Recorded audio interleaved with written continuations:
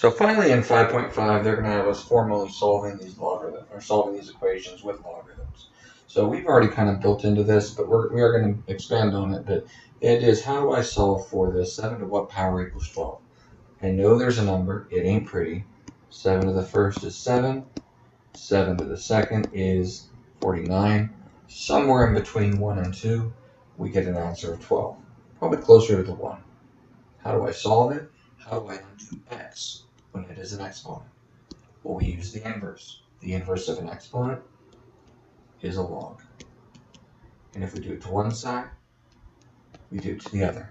What does that do for us? Well, the x now travels. So x times log of 7 is equal to log of 12.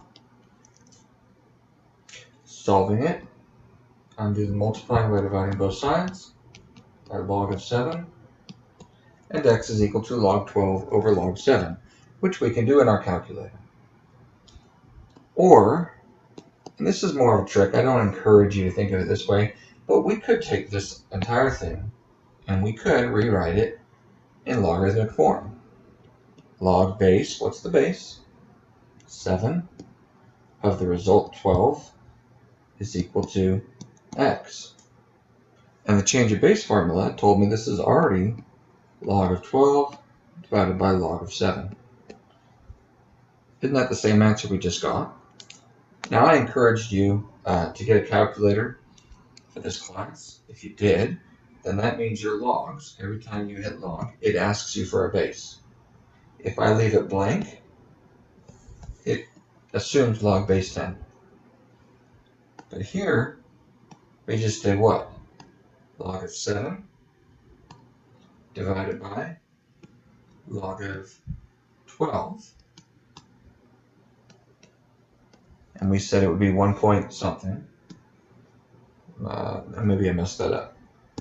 About log of 12 divided by log of 7.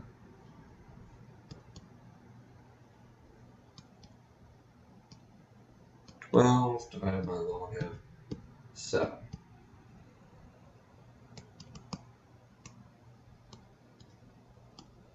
Hopefully you are having an easier time than I am. There we go. So about 1 point miss, okay?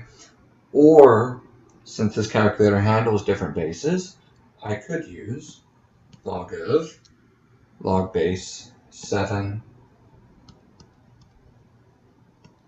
of 12, and it has no problem giving me that same answer, 1.277.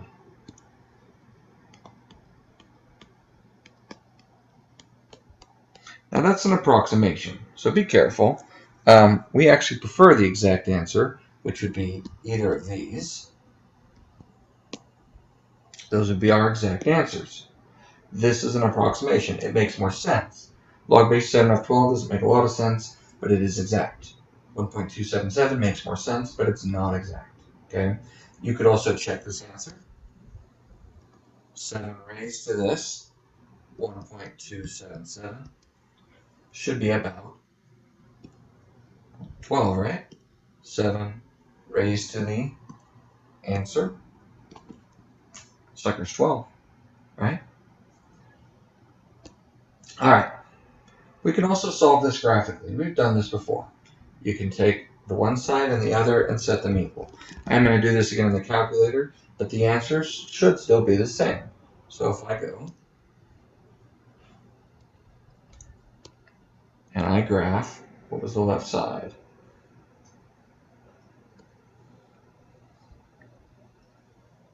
Seven to what power?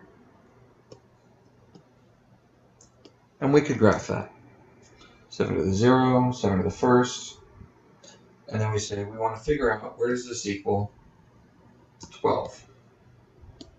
And it occurs somewhere in there, but I'm not seeing it. I can mess with the range. I'm just going to graph it, shift it up. But somewhere in here you can see that these two lines cross. This might be a good time to zoom out just slightly. That gives me a better visual. So I know that this occurs between 1 and 2, but where exactly? Analyze graph. We're looking for not zeros, we're looking for the intersection. somewhere before, somewhere after, and it's approximately 1.28. Now they've done a lot of rounding with that, so be careful. We need exact answers. The technology can give us really good approximations really quickly, but we need those exact answers. Okay. The other option is I can make them a single function, do f of x minus g of x, so that would be 7x minus 12.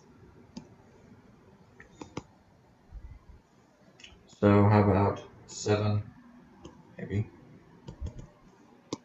sometimes, 7 to the x, and then minus 12. What are we looking for this time?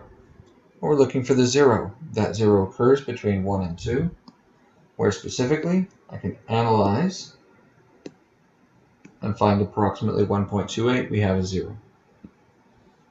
So in both of these situations, we still get that x is equal to approximately 1.28.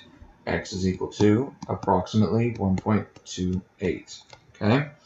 We need that exact answer using the algebra, but what this will do is this will help us solve what if I have an inequality.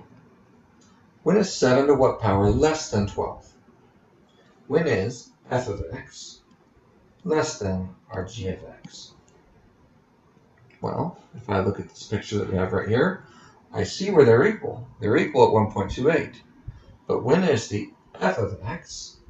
I guess I have that set as 12. I don't know, maybe I wrote that backwards. I don't know why I did it that way, but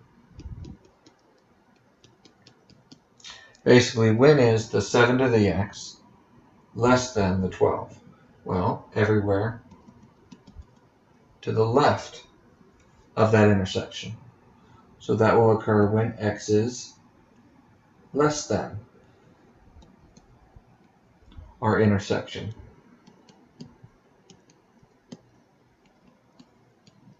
Or where x is less than approximately 1.28. I can do the same thing with the zeros and go, look, when is it less than, right? Basically, when is the difference less than 0? Well, to the left of that negative 1.28. What if they asked greater than? Where's the 7x greater than?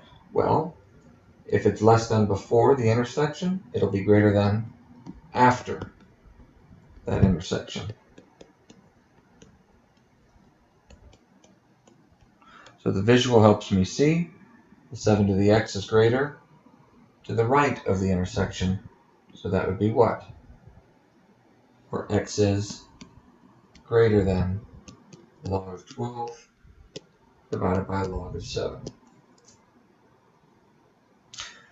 Next one. This one's a bit of a mess, but we can still solve this algebraically. 2 to what power, or 2 to the 3x plus 1 is equal to 3 to the 4 minus x. I've got multiple x's that are stuck inside that logarithm, or stuck inside the exponents. How do we undo them? We log both sides. When I'm doing a generic log like this, I'm just using log base 10. Why do we do that? Each of these exponents can now travel to the front. So now I have what? What is that? 3x plus 1 is equal to times log of 3. Since I'm solving for x, it might actually come in handy to distribute these. I think that's what we're going to have to do. So it's going to have to be 3 times log 2 times x plus log 2 is equal to 4 times log 3 minus log 3 times x. Get the x's on the same side. So I'm going to go ahead and add this one over, the log 3 of x. Add the log 3 times x. Since we're here, I might as well subtract that log of 2. So on the left side, we have 3 times log 2 times x plus log 3 times x is equal to 4 log 3 minus log 2. Why did we want the x's on one side? Well, now I can factor out. These both have an x. I can factor out that x, leaving us with 3 log 2 plus log of 3. And last but not least, now that I have a single x being multiplied by that mess, we undo multiplication by division.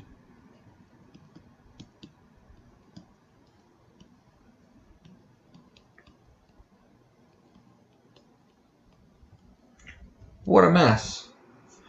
But we have an exact answer, don't we?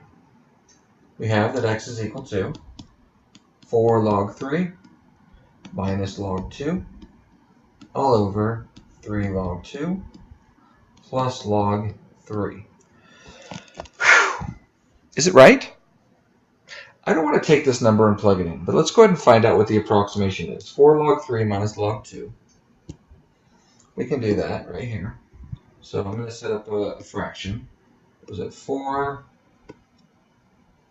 log 3 minus log 2? I'm going to double check that. 4 log 3 minus log 2 over, how about 3 log 2 plus 3 log 2 plus log 3? 3 log 2 plus log 3. 3 log 2 plus log 3. Dang it. How about log 3? 3 log 2 plus log 3. I'm going to double check that. 3 log 2 plus log 3. So I'm going to say it's approximately 1.16464.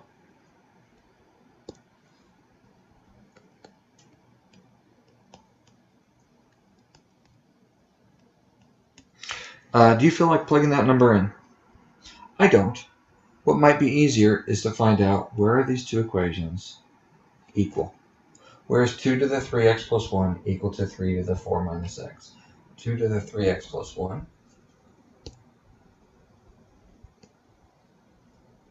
2 to the 3x plus 1.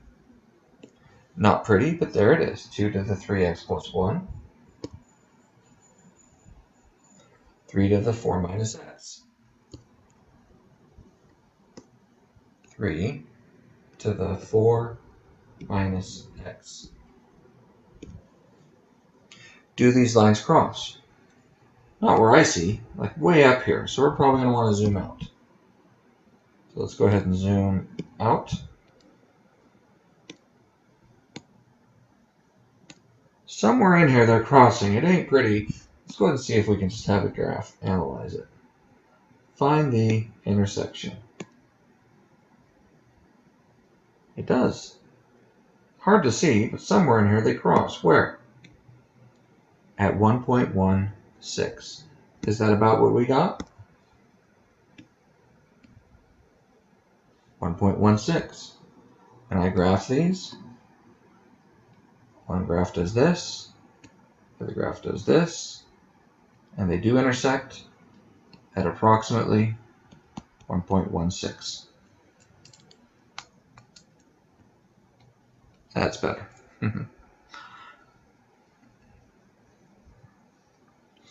What do we do when I have multiple logs? I cannot undo a log if I got 3 of them, right? Well, we can condense. Subtraction turns into division.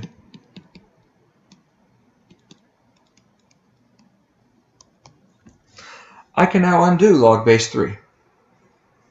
Like, how would we do that? Well, if the inverse of an exponent is a log. Inverse of an exponent is a log, right? Then the inverse of a log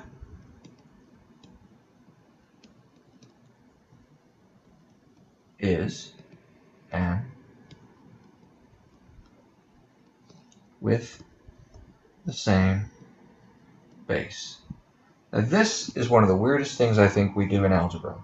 But basically, to undo that log, what we do is we make both sides an exponent. We raise both sides as an exponent of the same base. What base? We want to undo log base 3, so we raise both sides as a power of 3. 3 to the log base 3, they are inverses. They cancel out, leaving me with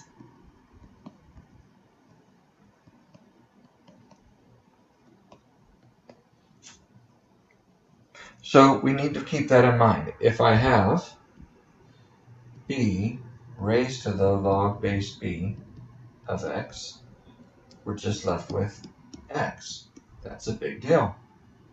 If I have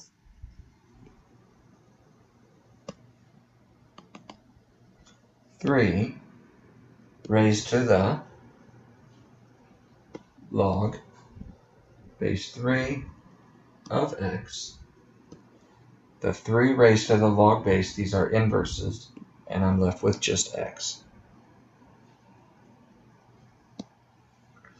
So now we got to solve this. I don't like the fraction, so let's multiply both sides by that denominator.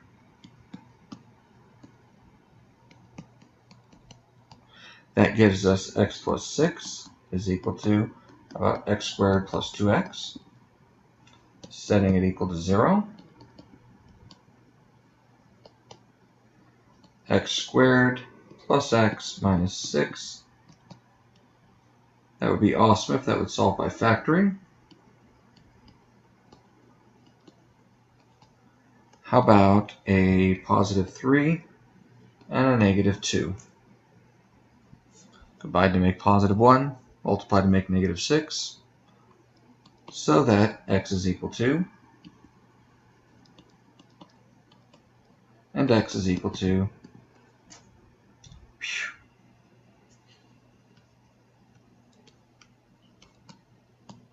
what do I mean maybe? Well, there's restrictions on logarithms.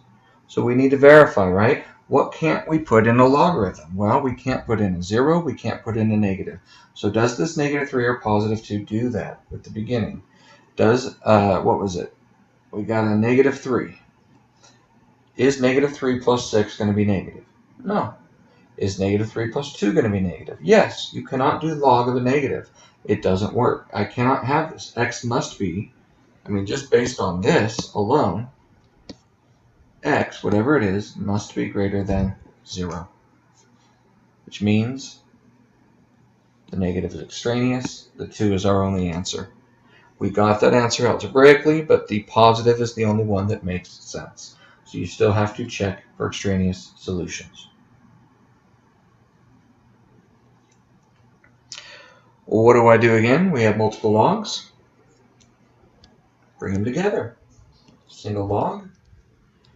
We end up with about 3x plus 2 times x minus 1. That's going to become 3x squared plus or minus 3 plus 2 and minus 2. How do we undo this log? What's the base? Well, there is no base.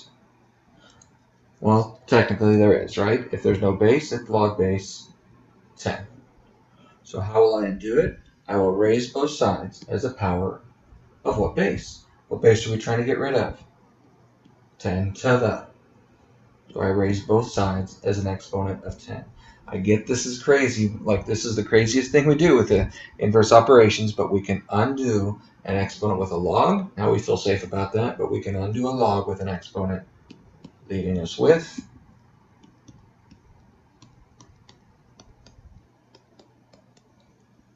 setting that equal to 0.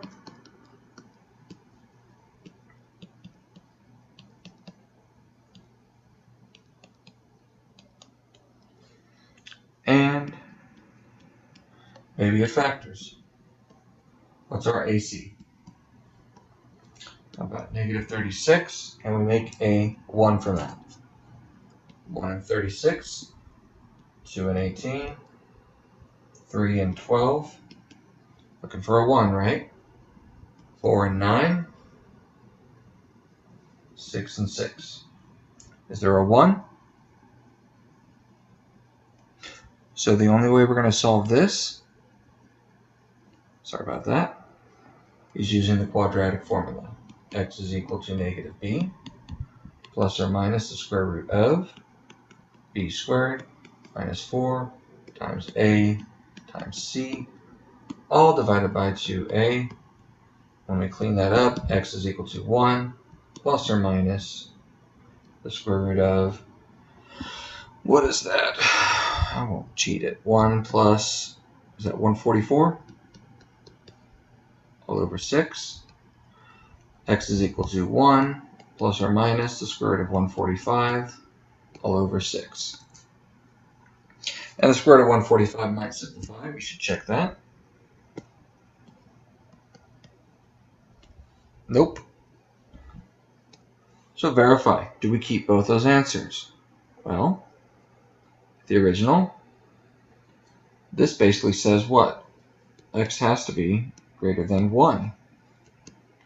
Based on this function alone, this one, x has to be greater than negative 2/3. So we need x to be greater than 1. Are both of these answers greater than 1? Probably not. 1 plus the square root of 45 over 6, that's probably good. That's going to be greater than 1. So let's double check. 1 plus the square root of 45 over 6.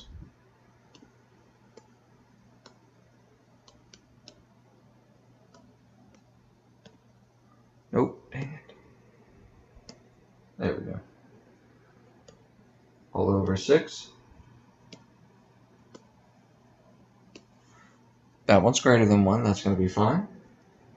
If we do 1 minus,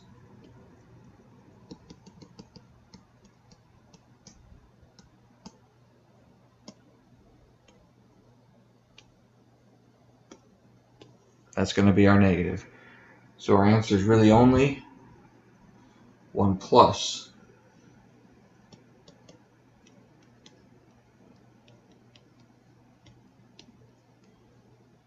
That is the exact answer. Keep in mind, I can always graph it to get the approximate to verify my answers. We're wanting to see, can we get those exact solutions? How do we handle this sucker? Let's see. I'm not liking, I can't undo this. It's like we can almost undo this. Almost, but that negative 2 is in the way. So I'm wondering if we could just move that up and say e to the natural log of x to the negative 2. Why did we do that? Because now I have the base and the log at the same base. They are inverses. They cancel, leaving me with x to the negative 2. How would you solve this? I hope we're past making that 1 over x squared. It's not wrong to say 1 over x squared is equal to 1 over 16. Cross multiply and solve it. But we should be able to use our exponent rules. I want this to become x. So what power would I raise both sides to make that 201? 1/2? But, I'm going to write that a little better.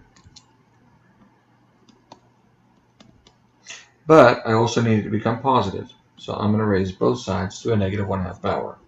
Why? What's negative 2 times negative 1/2? X to the first. What is 16 to the negative 1/2? Well, it flips and becomes the square root of 16. X is equal to 4. Well, plus or minus 4, but keep in mind again, the x is inside the logarithm. It can't be negative. X must be greater than 0, so we only keep the positive 4. We should be able to start undoing exponents with exponents using our exponent rules. Yes, you can do this, cross multiply, and get 16 equals x squared, square root, get x equals 4. What I'm doing over here seems more complicated, but it is less steps, so we should be able to handle those exponent rules. And last but not least, how do I undo this when I have a bunch of logarithms? I'm hoping that you see a pattern. I'm hoping that you see a quadratic pattern. What the heck is he talking about? This looks nothing like a quadratic.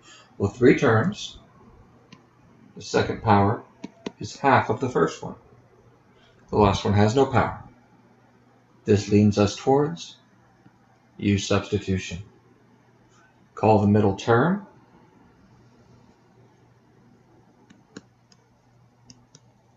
U. Then what would U squared be? What is e to the x squared? How about e to the... What can I do with this now? Well, I can call that e to the ux, or e to the 2x, minus 4. Oh my gosh, that is so much easier, isn't it? Get that u substitution down. Look for those patterns. Because now, heck yeah, u times u, -1, -3, u equals 1, u equals 3. Life is a piece of cake here, right? Well, we're not done, but that is way easier. So what would we do now? Well, we weren't interested in u, we were interested in x. So I resubstitute. E to the x is equal to 1. E to the x is equal to 3. On the left side, how will I undo this? Yes, I could log both sides, but I'd like to be a little smarter than that. We have something in our calculator that can undo a base e, and that would be log base e, or the natural log. What does that do? The x moves to the front. What is x times the natural log of e? The natural log of e to what power makes e, is gone. X is equal to the natural log of 1, which I think is 0. Yeah, the log base anything of 1 is 0. How do we do this one on the right? I hope we recognize to do the natural log on both sides. So what do we have? X times natural log of e, that's gone, equals natural log of 3. Well, that's going to be 1 point something. Natural log of 3.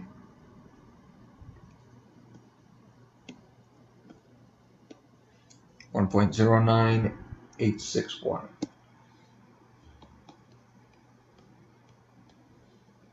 Are they both right?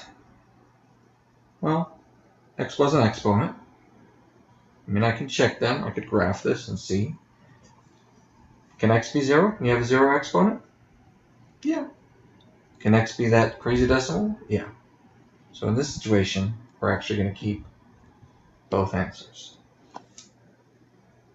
If you're not liking that, graph it. Find where it is equal. It will have 2 solutions. So like I said, I know this is, we've taken what you did in previous sections and we have kicked it up quite a notch. You need to understand the log rules. That's our previous sections. And this is, you need to be able to apply those rules in complicated situations.